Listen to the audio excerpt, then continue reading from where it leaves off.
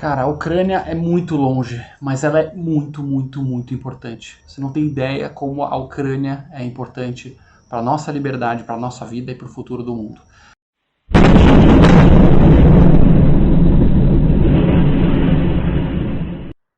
Fala aí, galera do Ranking, beleza? Não preciso nem falar das notícias, está todo mundo acompanhando a guerra na Ucrânia, a invasão da Rússia.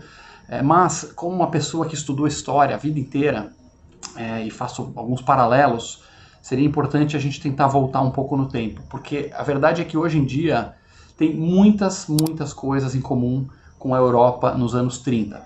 Desde a Segunda Guerra Mundial não tem uma guerra desse tamanho, dessa escala, e eu vou explicar um pouco o que aconteceu nos anos 30 para você fazer o paralelo. No ano de 1933, depois que você já tem o fascismo na Itália, subiu ao poder na Alemanha o nazismo. E juntos, fascismo e nazismo, assim como a União Soviética, eram um trio de ditaduras expansionistas, né? Ditaduras que queriam conquistar outros países, que queriam militarizar, que queriam invadir. E do outro lado você tinha as democracias, você tinha os Estados Unidos, você tinha a França, você tinha a Inglaterra, você tinha pequenos países democráticos. E aí quem estudou história lembra desse período como o tal do período do apaziguamento, né? Um período em que os ditadores, cada vez com mais fome de território, de exército, de aeronáutica, de poderio, iam ganhando força, iam ameaçando e amedrontando seus vizinhos menores, engolindo países vizinhos, e as democracias fracas, as democracias divididas, sem aquela força resoluta de dizer não para a agressão, não para o agressor. E aí você já começa a escutar alguns elos em relação ao que tem hoje. No ano de 34, se não me engano, a Itália, de Mussolini, fascista, invadiu um país chamado Abissínia, que hoje é a Etiópia, e aí, simplesmente uma agressão gratuita, invadiu o país, matou um monte de gente, engoliu a Abissínia e os outros países ameaçando. Ah não, então vamos fazer sanções. E foi tão bizarro, porque França e Inglaterra naquela época impuseram sanções, né, impuseram embargos econômicos contra a Itália, só que para não ofender, para não provocar, eles não colocaram nenhum material militar na lista. Eles faziam embargo de patê de fígado, embargo de champanhe, só que aço, petróleo, coisas que realmente poderia atrapalhar o esforço de guerra da Itália, eles não fizeram.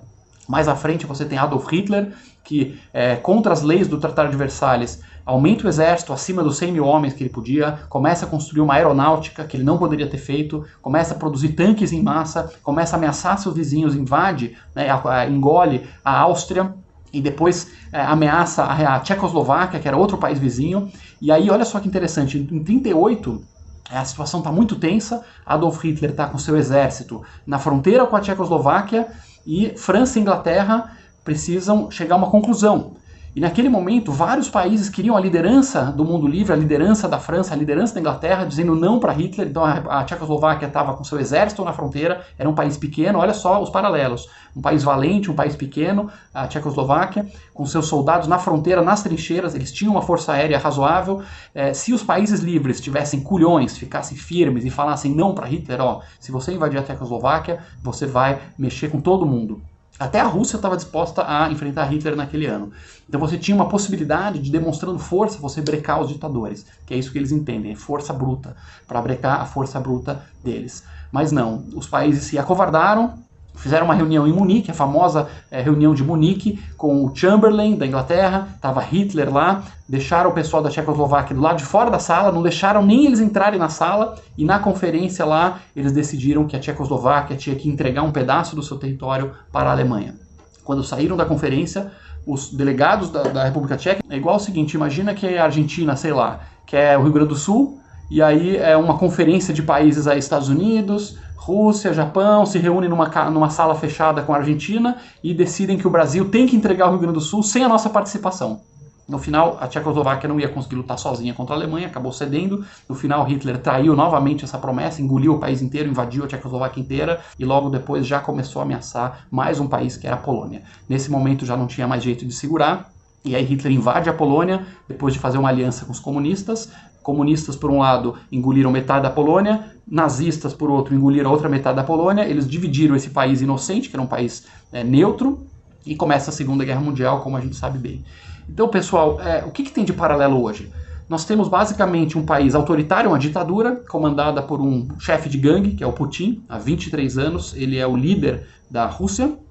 um cara que mata opositores, que prende opositores, que governa com mão de ferro, lidera uma verdadeira gangue. Eu conheço empreendedores, empresários da Rússia que contam como é que é lá, né? É um dos países mais corruptos, mais perigosos para ter negócios do mundo. Nem se compara com o Brasil em termos de corrupção, realmente eles dão aula para o Brasil em termos de corrupção, e o Putin é um chefe de gangue, realmente não se tem nem ideia de quantas dezenas de bilhões de dólares esse cara já roubou. Tem um documentário interessante sobre um palácio que ele construiu pessoalmente para ele realmente roubou o povo russo inteiro, e ele precisa de assuntos para desviar a atenção. Como eles têm o segundo maior exército do mundo, eles começam a ameaçar os países vizinhos com desculpinhas esfarrapadas, né? Primeiro a Geórgia, agora estão ameaçando, invadindo a Ucrânia, e aí o que ele fala? Ai, porque a Ucrânia tem um governo nazista. É impressionante como é vagabundo esse argumento.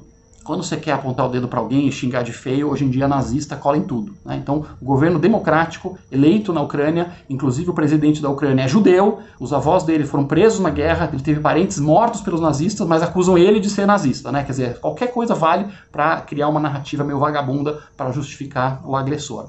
E a outra justificativa que muita gente passando pano, né, muita gente da extrema esquerda e também da direita passando pano, é a ideia de que... Não, mas a Ucrânia provocou. Mas a Ucrânia provocou a Rússia? Quer dizer, a Ucrânia, que é 1/20 do tamanho da Rússia, que tem um exército que é 1/5 do tamanho da Rússia, provocou a Rússia, não tem bomba atômica, não tem grandes armamentos. Como é que ela provocou a Rússia? Aí falou, não, mas é que a Ucrânia estava querendo entrar na OTAN, né? A Ucrânia estava querendo entrar numa aliança militar chamada OTAN, é a Organização do Tratado do Atlântico Norte, é uma aliança militar entre democracias ocidentais. E aí você pergunta, caramba, mas essa é a tal da provocação, né? Você quer entrar num clube de países desenvolvidos, uma aliança, e aí fica a pergunta, porque se a Ucrânia ela era um país mais próximo da Rússia na época da União Soviética, se ela está mais interessada num outro grupo, e não na Rússia, que é um país autoritário, né? Se você estava lá, eu era amigo do autoritário na época da União Soviética. Eu me ferrei porque esse cara só me ferrou o tempo inteiro, né? A Ucrânia foi muito maltratada. Ela era invadida pela Rússia dos czares, depois ela foi invadida pelos nazistas, depois a União Soviética causou uma fome gigantesca, roubou toda a comida da Ucrânia. Mais de 7 milhões de ucranianos foram mortos de fome por causa das políticas comunistas da Rússia. Quer dizer, ela apanhou desse lado.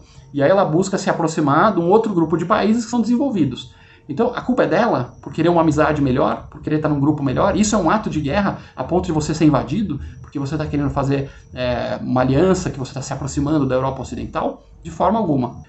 E agora, como sempre, com uma desculpinha, né? Porque até Hitler usava esse tipo de desculpinha, até a mesma coisa. Quando Hitler invadiu a Tchecoslováquia, o que ele falava? Os alemães que moram lá na Tchecoslováquia estão sendo oprimidos. Eu não estou indo atacar ninguém, eu não estou indo oprimir ninguém. Eu estou indo salvar os nossos alemães, trazer eles de volta para a nossa terra. Quando Hitler ameaçou a Polônia, invadiu a Polônia, era por causa da minoria alemã na Polônia. Tinha uma minoria lá na cidade de Danzig, uma cidade na fronteira da Polônia com a Alemanha, que moravam alemães lá. E ele usou o mesmo papinho. Nós estamos indo lá para salvar e resgatar a dignidade dos nossos alemães que estão lá. É sempre assim. E o Putin usa a mesma desculpa. São russos que estão na Ucrânia sendo oprimidos, né? Você vai invadir um país vizinho porque tem lá os russos oprimidos. Então, pessoal, nós temos aqui passação de pano gravíssima por parte da extrema esquerda. Já gravamos um vídeo, já expusemos. PT, oficialmente no Senado, passando pano, apoiando a Rússia, apoiando o agressor. Manuela Dávila, do PCdoB.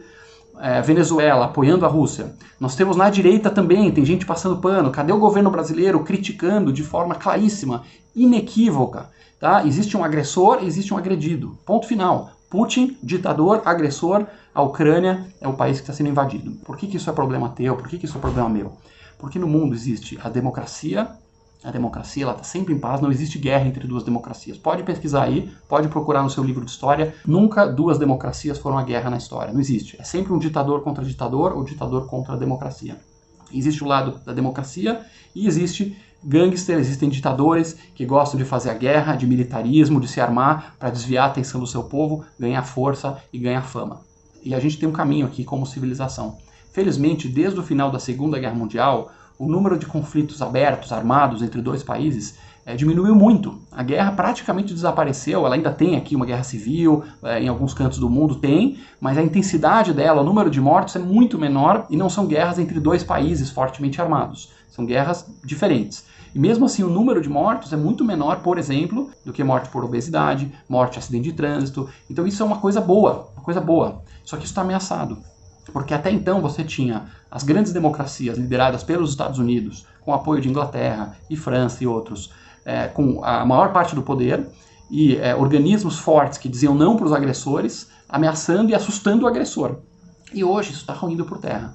Se a Rússia é permitida destroçar a Ucrânia de forma impune, o que impede ela de atacar daqui a pouco a Lituânia, que é membro da OTAN, a Letônia, a Estônia ou tantos outros países vizinhos da Rússia? O que impede a China de começar a se animar e invadir os seus vizinhos também? Lembrando que no dia da invasão russa, olha só que interessante, pessoal, no dia que a Rússia invadiu a Ucrânia, a China mandou aviões sobrevoarem perto de Taiwan. Taiwan é aquela ilha que a China considera que é dela, que ela está sempre com planos de invadir. Então, olha só a China já olhando e falando, mudou a regra do mundo, né?